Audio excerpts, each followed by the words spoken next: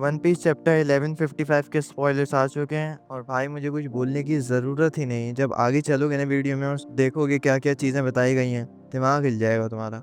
चलो वीडियो में आगे चलते हैं। शुरू करने से पहले चैप्टर का थोड़ा सा रिकैप दे देता हूँ मैं। चैप्टर 1154 के अंदर हमने देखा था कि किंग हेरल्ड अपनी जर्नी कंटिन्यू कर रहा था। वो अलग अलग देशों में जाके बात कर रहा था, एल्बफ की अलायंसेस बना रहा था। फिर हमने फ्लैशबैक भी देखा था गैलीला कंपनी का, जिसके अंदर 100+ जायंट्स इंक्लूडिंग एंशिएंट जायंट्स जो शिप बनाते थे, वर्ल्ड गवर्नमेंट ने उन सबको फ्रीज करके कैद कर लिया था। फिर हमने देखा था रॉक्स पायरेट्स आ गए थे एल्बफ के अंदर, अंडरवर्ल्ड के अंदर, और वहाँ पे लोकी से मिले थे वो लोग। और फिर वहाँ पे चैप्टर एंड हो गया था ज़ेबेक का फेस रिवील करके। वहाँ पे ज़ेबेक लोकी से 2 सवाल पूछ रहा था और पूछ रहा था कि हेरल्ड से मिलने वो आया हुआ है। अब हम स्पॉयलर्स की बात करते हैं। चैप्टर 1155, चैप्टर का नाम है द रॉक्स पायरेट्स। चैप्टर का नाम सुन के पता चल रहा है, लेकिन ये चैप्टर जो असल में मेनली है ना, ये चैप्टर सिर्फ और सिर्फ रॉक्स पायरेट्स की बैक स्टोरी के बारे में, खास तौर पे ज़ेबेक के बारे में। This week double spread we have the Straw Hat crew walking on ladders above the roofs in the city. Chapter के अंदर हमें इस बार का डबल स्प्रेड जो है स्ट्रॉ हेड्स के बारे में,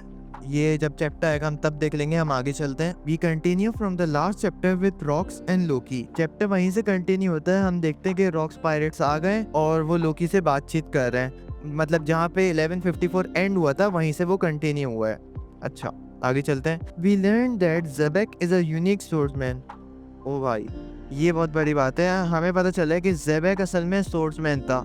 ज़ेबेक का लुक देख के हम लोगों को लग रहा था कि ज़ेबेक या तो डेविल फ्रूट यूजर होगा, या फिर वो रॉ स्ट्रेंथ यूज करता होगा, या फिर डायरेक्ट खाता पाई करता होगा। लेकिन ये जो यूनिक सोर्समैन वाली बात है, ये हमारे दिमाग में बिल्कुल भी नहीं थी, जाहिर सी बात है। अब ये स्टेटमेंट सुन के हमारे पास काफ़ी सारे सवालात आते हैं कि क्या उस टाइम के वक्त ज़ेबेक क्या सबसे स्ट्रॉन्गेस्ट सोर्समैन था? ये तो हम जानते हैं ज़ेबेक उस वक्त सबसे स्ट्रॉन्गेस्ट बंदा था, क्योंकि गोल्डी रॉजर भी उससे हार चुका था। उसने अकेले एक एडमिरल को वन शॉट कर दिया था। और तो और, अगर वो यूनिक सोर्समैन था तो उसकी सोर्ड कौन सी थी? जाहिर सी बात है, क्योंकि वो इतना बड़ा लेजेंडरी पायरेट था, तो जाहिर सी बात है उसके पास मेरे ख्याल से जो सोर्ड होगी वो सुप्रीम सोर्ड्स में से ही कोई होगी। जैसे कि वाइट बेड के पास थी, गोल्डी रॉजर के पास थी, जैसे मीहॉक के पास योरू है अभी। और तो और ये भी सोचने की बात है, क्या उस वक्त मीहॉक से भी ज्यादा पावरफुल था ज़ेबेक? जाहिर सी बात है, मैं करंट मीहॉक की बात करूं, करंट अभी जो मीहॉक की पावर लेवल है, क्योंकि उस वक्त तो मीहॉक कितना होगा, 2-3 साल का होगा, बच्चा ही होगा। आगे चलते हैं। He single handedly kidnapped 5 kings during the reverie. अब ये देखो, फिर से एक और बहुत बड़ी बात है ये।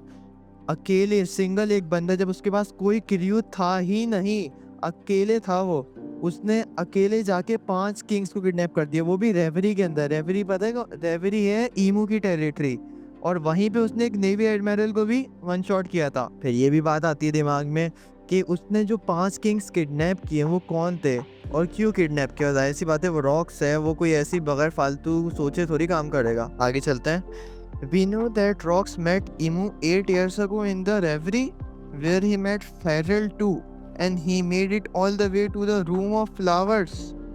Rox told Emu that he will be back, and Rox told Emu he is a fan of Davy Jones. भाई साहब, भाई लिटरली गूज़बम्स आ गए मुझे। यहाँ पे हमें ये पता चल रहा है कि रॉक्स असल में ईमू से मिला था। मतलब वो वहाँ पे ईमू की टेरिटरी में आया, उसने एक नेवी एडमिरल को मारा, उसने 5 किंग्स किडनैप किए, फिर वो जो हमने रूम ऑफ फ्लावर्स देखा था वो वहाँ तक पहुँचा, ईमू से मिला, वो ईमू से उसने बातचीत की और उससे बोला मैं वापस आऊंगा, और तो और मैं डीवी जोन्स का फैन हूँ।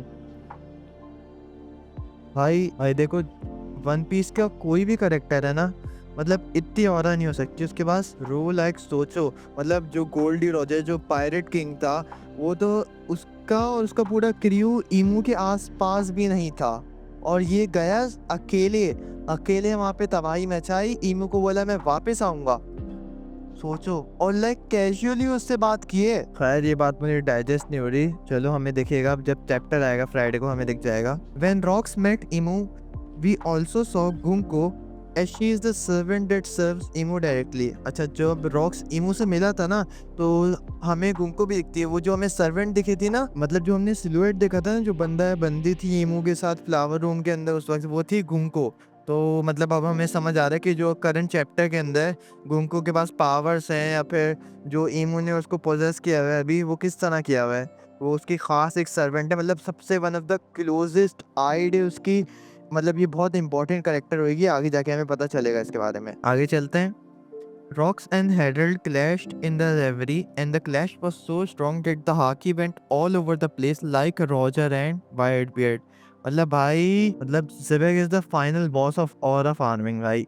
संग जिनवू वंग जिनवू छोड़ दो तुम। अब याद है हमने शैंक्स वर्सेस वाइट बियर्ड वाला सीन देखा था जब स्काई आधा हो गया था, या फिर जब हमने Gol D Roger versus Whitebeard देखा था तब भी स्काई के अंदर हाकी की वजह से आधा हो गया था स्काई। यही सेम सीन हुआ यहाँ पे। लिटरली इंतजार नहीं हो रहा। मतलब भाई जब ये पैनल आएगा ना, इसका जो आर्ट होगा, ओए ओए ओए, इससे मेरे ख्याल से ये भी हम बोल सकते हैं कि हेरल्ड भी कोई मतलब कमजोर नहीं है। Xebec destroyed the justice gate one time, also stole a ship with the money from Tenryubitos. Again, another aura farming moment. भाई मतलब ज़ेबेक जो जस्टिस गेट था, जो इतना बड़ा गेट है आइलैंड के साइज का, आई थिंक वो बहुत बड़ा गेट है यार। हमने देखा था एनीस लॉबी के अंदर, उसको वो होता है जस्टिस गेट। वो जस्टिस गेट को ज़ेबेक ने डिस्ट्रॉय कर दिया था, तोड़ दिया था, और सेलेस्टियल ड्रैगन्स के पैसों से शिप चुरा लिया था। आई थिंक मेरे ख्याल से डिस्ट्रॉय करने का मतलब यहाँ पे ये मेरे ख्याल से उसने अपनी सोर्ड से ही तबाह किया होगा, क्योंकि वो एक यूनिक सोर्ड्समैन था। लेकिन जो भी है भाई, वो गेट लाइक मैसिव है भाई, बहुत बड़ा गेट है वो। He fought in Davy Back fights to make his crew larger and larger. मतलब जो हमने डेवी बैक फाइट वाला जो आर्क था, लॉन्ग रिंग लॉन्ग लैंड कुछ आर्क था, आई थिंक इस तरह कुछ आर्क था, जिसके अंदर हमें डेवी बैक फाइट दिखाई गई थी कि आप एक बंदे को हरा देते हो तो आप क्रू में से बंदा ले सकते हो उसके, वो वाली डेवी बैक फाइट। तो ज़ेबेक ने इस तरह डेवी बैक फाइट्स में पार्टिसिपेट करे, जीता, और ऐसा क्रू बनाया मतलब जिसके अंदर वाइट बियर्ड था, शिकी था, और हमारे और कौन आ गए, काइडो और वो सब, वैसे अभी पता नहीं है। चलो आगे चलते हैं, हम देखते हैं। He created his crew. We see 6 members with him in Elbaf. One of them is Wang Zi and another one is a gangster called Marlon. अच्छा, तो मतलब उसने जो डेवी बैक फाइट्स खेल के जो क्रू बनाया था शुरुआत में, जो 6 स्ट्रॉन्गेस्ट मेंबर थे, जो 6 इनिशियल मेंबर थे, वो थे, one of them was Whitebeard, Golden Lion Shiki, Stussy, West Sea gang leader Marlon, pirate cult leader Wang Zhi, और स्मगलर पायरेट गांजुई। ये सब थे हमारे पास। मेरे ख्याल से यहाँ पे काइडो और बिग मॉम का इसलिए जिक्र नहीं हुआ क्योंकि उस वक्त वो कितने होंगे, बहुत छोटे ही होंगे यार। After a few years later, after he left Elbaph, he took the pirate island under his control. So मतलब कुछ साल वो एल्बफ में रहा,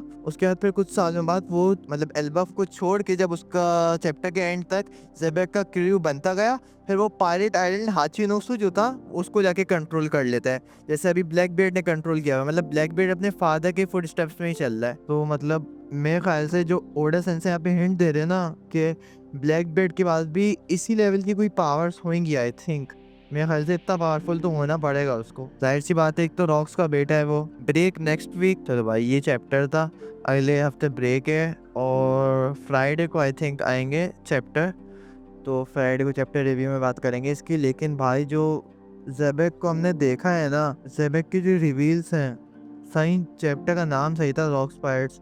मतलब ज़ेबेक की पावर देखो यार, मतलब वो एक तो ईमू की टेरिटरी में आके तबाही मचा रहा है, उसका क्रू इतना पावरफुल है, वो अकेला खुद इतना पावरफुल है, नेवी एडमिरल को वो अकेला हरा देता है। मुझे पक्का नहीं पता, लेकिन मेरे ख्याल से जितना मैं अंदाज़ा लगा पा रहा हूँ, वो यहाँ पे जो एल्बफ में आए हैं ना, क्योंकि जब उसका रॉक्स और जब हेरल्ड रेवरी में मिले होंगे, उनका क्लैश हुआ, तो मेरे ख्याल से रॉक्स बहुत उसको देख के हैरान हो गया होगा कि हेरल्ड इतना पावरफुल कैसे है, और शायद उसको अपने क्रू में लेने आया है।